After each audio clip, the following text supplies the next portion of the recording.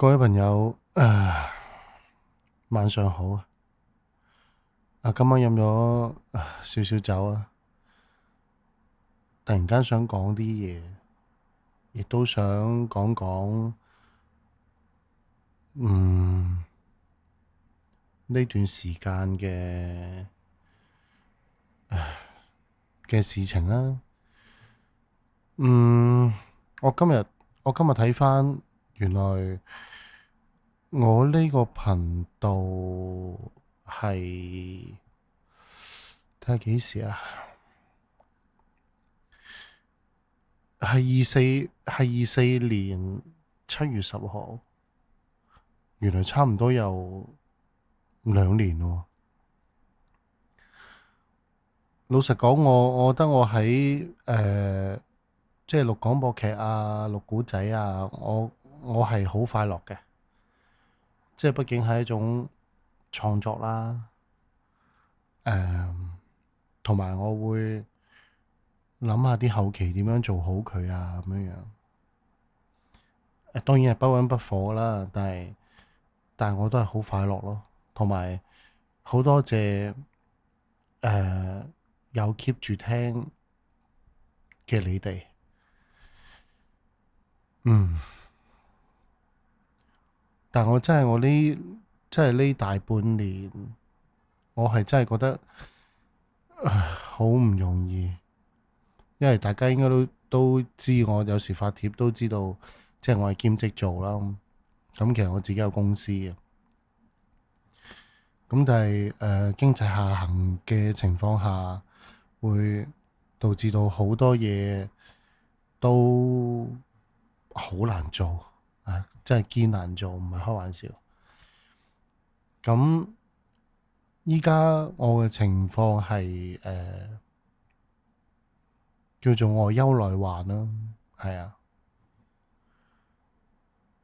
我覺得我可能真係行錯喺選擇方面，我係選擇錯嘅。其實如果我全心做創作，當然唔一定廣播劇啦，因為我本身畫畫嘅，係啊。咁如果我全心做創作，可能我會更加快樂。但係依家到咗咁樣樣嘅境地呢，嗯，我唔知仲有冇機會可以再有一個轉彎。我唔係太知道，因為我而家真係預判唔到。但係好希望我仲可以繼續保持呢種熱誠又好啊，呢種創作嘅心都好啊，我都好想繼續落去，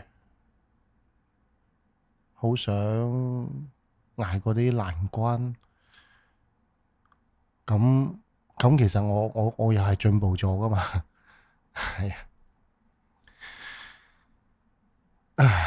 唔係，我今晚真係有感而發。我知我而家講啲嘢都冇咩邏輯噶啦，但我真係好想同你哋交流啦。嗯，係咯，因為本身做呢個頻道呢，我本身都係屬於覺得自己係鳩錄嘅，之後做下做下會覺得好有樂趣啊。甚至乎當然我亦都要好多謝羽毛，誒即係可以做到佢嘅一啲故事啊咁樣樣。其實喺我做呢個頻道，我都學到好多嘢，即係唔單止創作啦，同埋我見到好多朋友俾到一啲好正能量嘅反饋俾我啦，所以其實真係好多謝你哋。雖然可能有唔同地區啦、唔同國家嘅人啦，咁佢都會有留言俾我啦，係啊。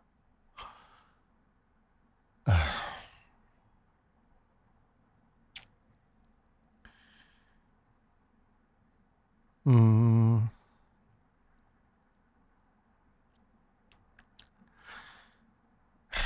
唔好意思，我今日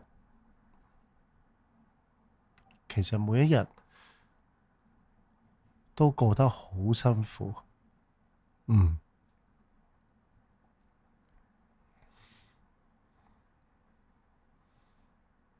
嗯，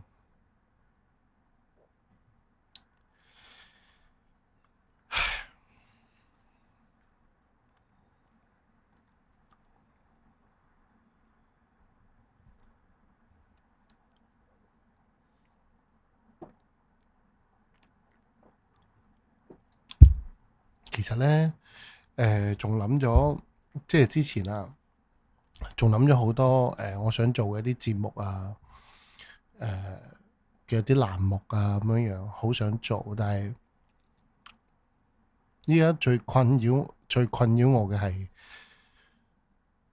嗯喺日常現實世界啦，去面對咁多嘅事情，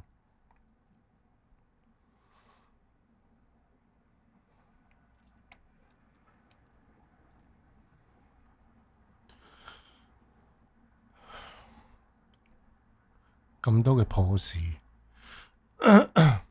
咁多嘅破事，令到我嗰種好想全心創作或者好想全心做好一件事嘅嗰種行動力，真係好低。嗯，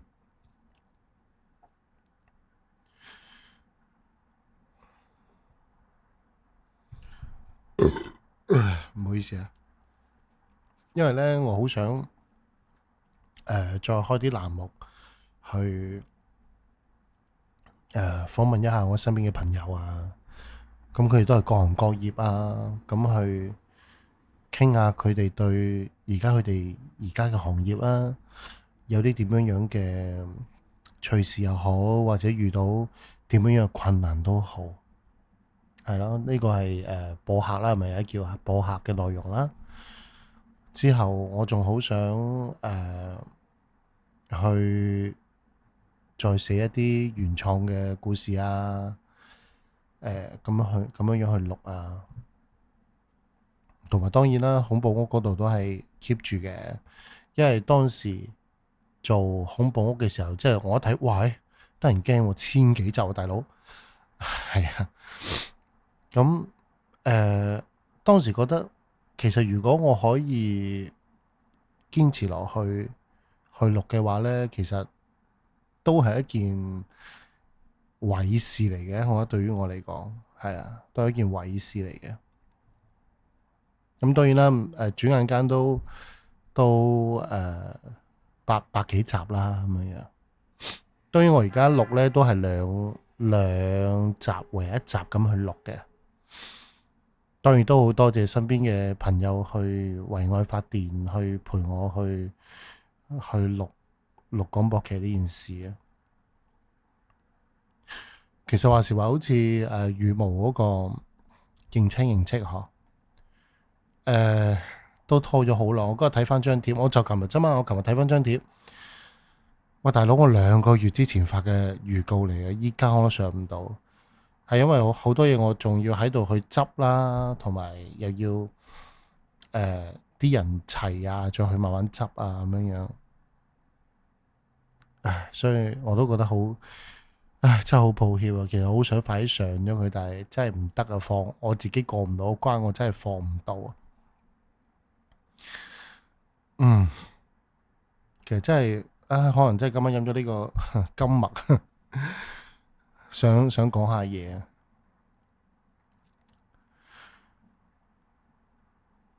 我覺得可能用呢種方式去同你哋溝通，會比平時發帖嘅嗰種文字會更加有溫度啦。係啊，我仲幻想即係等多啲人聽啊，多啲人訂閱嘅時候，即係我都好想啊，睇下你哋有啲咩嘢問啊，我去解答。我都即係有時會幻想呢樣嘢，同埋會幻想就話，哎呀，如果我去到有1萬嘅訂閱呢，又係點樣嘅情況呢？因為喺我未做呢樣嘢之前呢，咁我見到好多嗰啲YouTuber，咁佢係會有個銀牌同埋金牌嘅。咁其實我睇到啊，好正喎，好羨慕啊，真係好型啊！我覺得呢件事，特別係銀牌，我覺得銀牌好睇過金牌，好型咯。總之就係、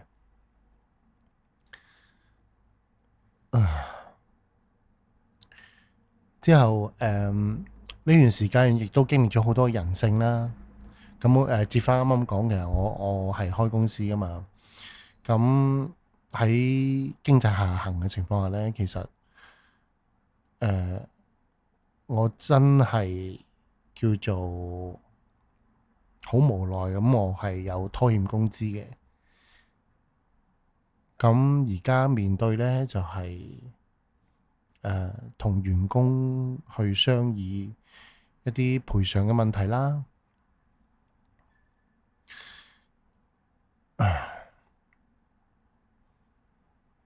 即係我同自己講，包括我同佢哋講，都係數我一定認嘅。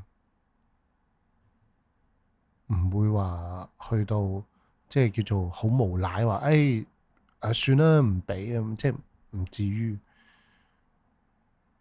但係確實亦都會令到我有一定嘅壓力喺度啊。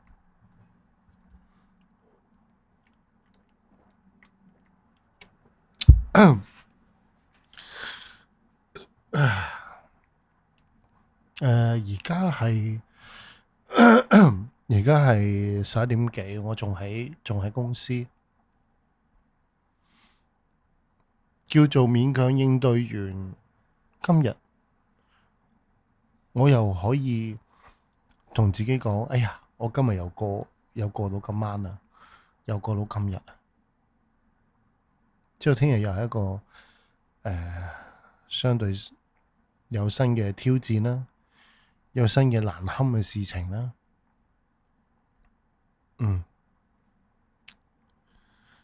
我覺得我今晚講嘢好似嗰啲寫散文咁樣樣，係啊，好散，好散，好散。但係我而家嘅狀態就係我諗到咩我就講咩咯。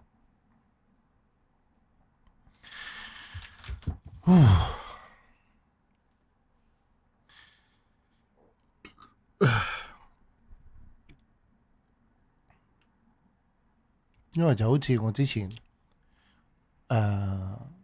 發帖啦，話我可以喺呢個空間度放負啊咁樣。係啊，因為好多嘢你好難堪嘅情況，唔係唔可以講，可以講，但係唔係咁多人知咯。咁但係反而我覺得同素未謀面嘅你哋啦，去講我所謂嘅不堪啊，或者不如意啊，咁都可能我自私啲啊。起碼我咁樣去講完，我起碼會舒服啲咯。但係當然唔係話硬要你哋同理心嘅，其實唔係咁嘅意思。所以即係有時候我睇到你哋嘅留言呢，其實真係俾到我力量啊。係啊，有人即係叫我加油，繼續做，撐住啊。甚至乎有位朋友講話，有啲咩事講出嚟睇下幫唔幫到啊？點？甚至乎有人叫我留條 link 啊，俾個係咪數碼啊嘛？睇下可唔可以幫手啊咁樣。其實真係好，我睇到好感動嘅。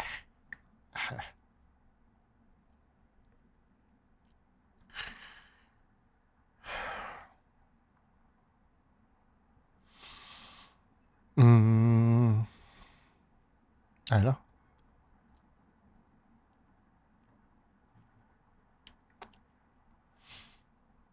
起碼我而家未有辦法做得多謝，但係好感謝你哋嘅訂閱啦，同埋有繼續keep 住聽啦咁樣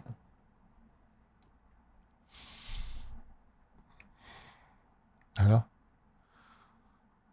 都好希望呢個頻道可以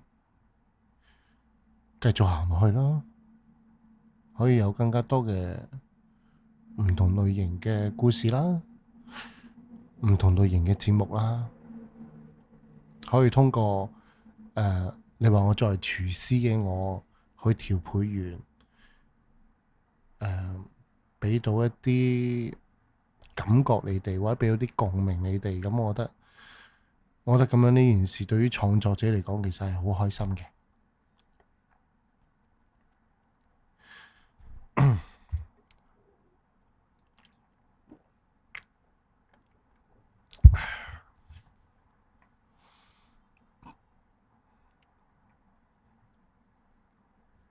係咯，就當呢一期係一個雜談咯，當大家傾偈咯，係啊。趁我今晚係有少少感覺去做呢件事。當然，你話如果我可以捱過呢啲關卡呢，咁我都好想同你哋報喜嘅。甚至乎如果可能，當我有一日可以全心創作，可以即係日常畫畫啊，錄下劇啊，唱下歌仔啊咁樣樣，咁我都會同你哋報喜，講講而家我嘅情況啊，解決所有嘅難關啊，之後可以畀多啲嘢你哋聽啦，咁同埋我自己嘅心靈世界啦，會再更加豐富啲啊咁樣。係咯，唔經唔覺我又講咗10幾分鐘，雖然冇咩 point 啊，都係喺度鳩噏。